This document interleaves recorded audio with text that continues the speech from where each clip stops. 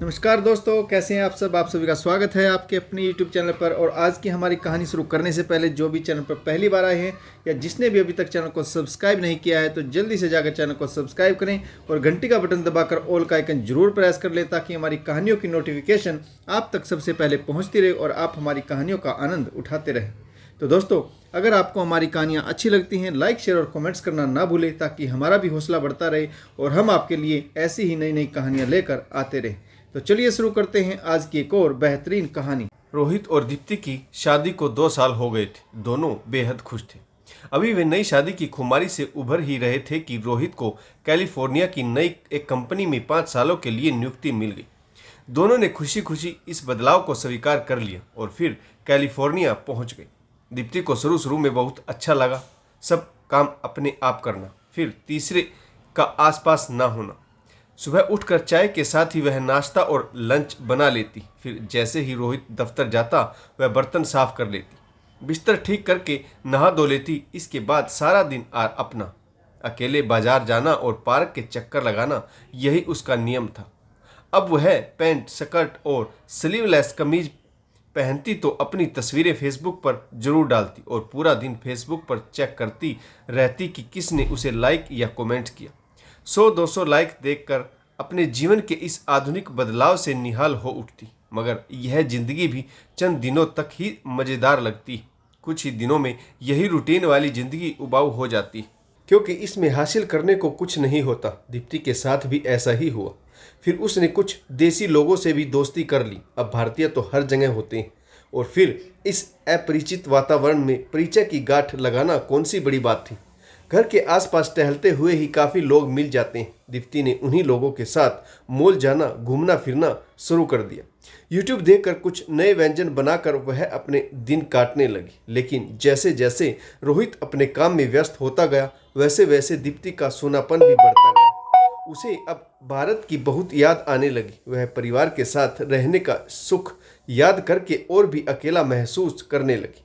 एक दिन उसने बैठे बैठे सोचा कि अब उसे कुछ काम करना चाहिए।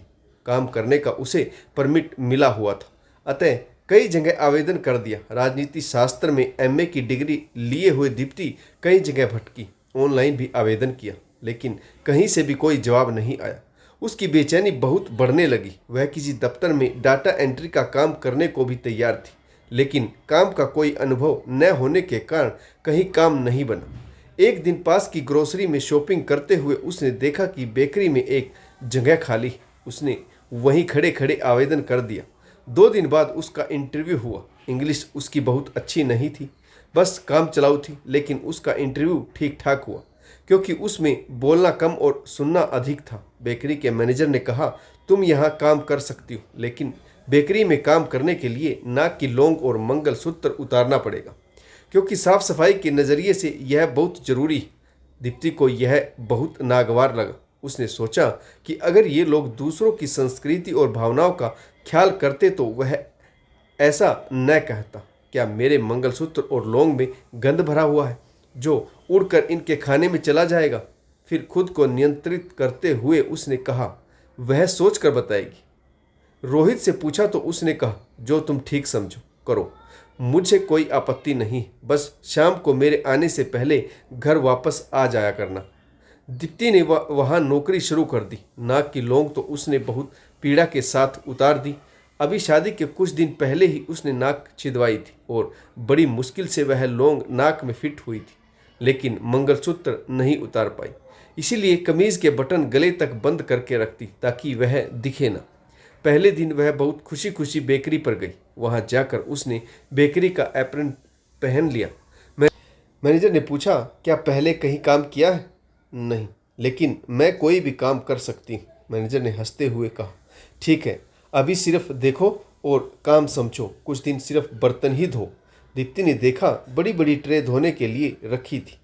उसने सब धो दी। जब मैनेजर ने देखा कि वह खाली खड़ी है तो कहा, जाओ और बिस्कुट के डब्बे बाहर डिस्प्ले में लगाओ, लेकिन पहले सभी मेज़ों को साफ कर देना। और उनसे आंखों के इशारे से मेज साफ करने का सामान उसे दिखा दिया। 4 घंटों तक यही काम करते करते दीप्ति को ऊब होने लगी, लेकिन मन में कुछ संतुष्टि थी। दीप्ति को वहाँ काम करना ठीक ठाक ही लगा। काम करने से एक तो यहाँ की दुकानों के बारे में और जानकारी मिली, वहीं बैंकिंग के कुछ राज भी उसके हाथ लग गए। लेकिन उसके मन में बेकरी पर नौकरी करना एक निचले दर्जे का काम था। उसकी जाति और खानदान के संस्कार उसे यह करने से रोक रहे थे। वह इस काम के बारे में अपने घर या ससुराल में शर्म के मारे कुछ नहीं बता पाई। उस लिए यह कोई सम्मान की नौकरी तो थी नहीं। खैर, वह कुछ भी सोचे, लेकिन काम तो वह बेकरी पर ही कर रही थी और उसमें मुख्य काम था हर ग्राहक का अभिवादन करना और सैंपल चखने के लिए प्रेरित करना। दूसरा काम था ब्रेड और बिस्किट को गिनकर डब्बे में भरना और बेकरी के बर्तनों को धोना। धीरे धीरे उसने महसूस किया कि वहाँ की प्रतिद्वंद्विता की होड़, एक दूसरे की चुगली की जाती थी और परनिंदा में परम आनंद का अनुभव किया जाता था। लगभग 50% बेकरी पर काम करने वाले लोग मैक्सिकन थे, जो सिर्फ स्पेनिश में पटर पटर करते थे। दीप्ति उनकी बातों का हिस्सा नहीं बन पाती। बहरहाल दीप्ति को बिस्कुट भरने में मजा आता, लेकिन बर्तन धोने में बहुत शर्म आती। उसने अपना घर याद आता। उसने भारत में कभी बर्तन नहीं धोए थे। काम वाली या माँ सब काम करती थी। अब यहाँ बर्तन धोते हुए उसे लगता उसका दर्जा कम हो गया। एक दिन वहाँ काम करने वाली एक महिला ने उसे झाड़ू लगाने का आदेश दिया। पहले तो दीप्ति ने कुछ ऐसा भाव दिखाया कि बात उसकी समझ में नहीं आई, लेकिन वह महिला तो उसके पीछे ही पड़ गई। दीप्ति ने मन कड़ा करके कहा, this is not my duty. यह सुनते ही वह मैनेजर के पास गई और उसकी शिकायत करनी शुरू कर दी। दीप्ति ने भी सोचा कि जो करना है कर ले। शाम को जब दीप्ति बर्तन धो रही थी तो एक देसी आंटी पीछे आकर खड़ी हो गई और उसे पुकारने लगी। उसने अपनी कनखियों से पहले ही उसे आते देख लिया था। अब जानबूझकर पीछे नहीं मुड़ रही थी। आंटी भी तोते की तरह एक्सक्यूज मी की रट लगाए खड़ी थी। वहाँ कोई नहीं था सिवाय रोबोट के, जो बिस्कुट बना रहा था। आखिर रोबोट ने भी दीप्ति को पुकार कर कहा, जाकर देखो कस्टमर को क्या चाहिए। हार कर दीप्ति को अपना न सुनने का अभिनय बंद करके काउंटर पर आना पड़ा। बातचीत शुरू हुई, बिस्किट के दाम से और ले गई। फिर वही कि तुम कहाँ से हो, तुम्हारे घर में कौन कौन है, यहाँ कब आई, पति क्या करते हैं। हिचकिचाते हुए उसे प्रश्नों के उत्तर देने पड़े, जैसे यह भी उसके काम का हिस्सा हो। खैर, आंटी ने कुछ बिस्कुट के सैंपल खाए और बिना कुछ खरीदे खिसक गई। अभी दीप्ति आंटी के सवालों और जवाबों से उभरी ही थी कि बेकरी का फ़ोन घनघना उठा। रिसीवर उसी को उठाना पड़ा। फ़ोन पर लग रहा था कि कोई बूढ़ी महिला केक का ऑर्डर देना चाह रही। जैसे ही दीप्ति ने थोड़ी देर बात की, बूढ़ी महिला ने कहा, can you give me the phone to somebody who speaks English. Deepti को काटो तो खून नहीं, इसका मतलब क्या वह अब तक उससे इंग्लिश में बात नहीं कर रही थी। उसने पहले कभी इंग्लिश को लेकर इतना अपमानित महसूस नहीं किया था। इतने प्यार और धैर्य से वह मैडम मैडम कहकर बात कर रही थी, लेकिन उसका उच्चारण बता देता है कि इंग्लिश उसकी भाषा नहीं। उसे बहुत कोफ्त हुई।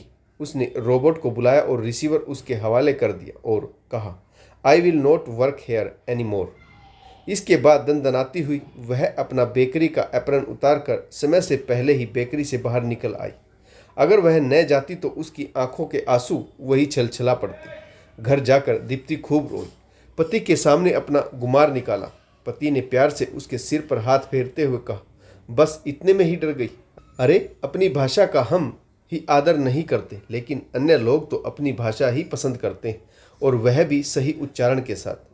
जिस इंग्लिश की हम भारत में पूजा करते हैं वह हमें देती क्या है। और इस बात को भी समझो कि सभी लोग एक जैसे नहीं होते। शायद उस औरत को विदेशी लोग पसंद ना हो। भाषा तो सिर्फ अपनी बात एक दूसरे को पहुंचाने का माध्यम है।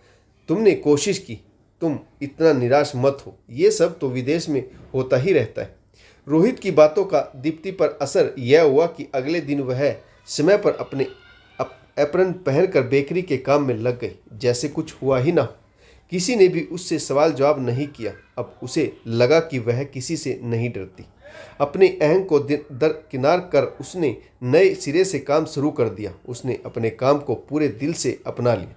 अपनी मेहनत पर उसे गर्व महसूस होने लगा। कुछ वर्ष और विदेश में ही बेकरी पर नौकरी करते हुए दीप्ति ने सारी बारीकियां सीख ली। तो फिर दीप्ति ने स्वदेश लौटने की इच्छा जाहिर की, लेकिन रोहित अपनी नौकरी छोड़कर आने को तैयार नहीं था। फलस्वरूप दीप्ति स्वदेश आ गई। उसने भारत में आकर अपनी बेकरी लगाई। बारीकियां तो वह अच्छे से सीख ही चुकी थी। एक से बढ़कर एक टेक्नोलॉजी का प्रयोग किया, विदेश से मशीनरी इंपोर्ट की और भारत में बेकरी की दुनिया में एक अच्छा नाम कमाया। तो दोस्तों, आपको यह कहानी कैसी लगी कमेंट्स करके जरूर बताइएगा। आशा करता हूँ कहानी आपको जरूर पसंद आई होगी। इस कहानी में किस पात्र की भूमिका अच्छी लगी और इस कहानी से आपको क्या सीख मिली, यह भी कमेंट्स करके जरूर बताइएगा। तो अगर आपको हमारी कहानी अच्छी लगे, लाइक शेयर और कमेंट्स करना ना भूलें, ताकि हमारा भी हौसला बढ़ता रहे और हम आपके लिए नई नई कहानियाँ लेकर आते रहें। तो दोस्तों, तो कहानी पढ़ने के लिए आप सभी का बहुत बहुत धन्यवाद। जय हिंद, वंदे मातरम, भारत माता की जय, जय जवान और जय किसान।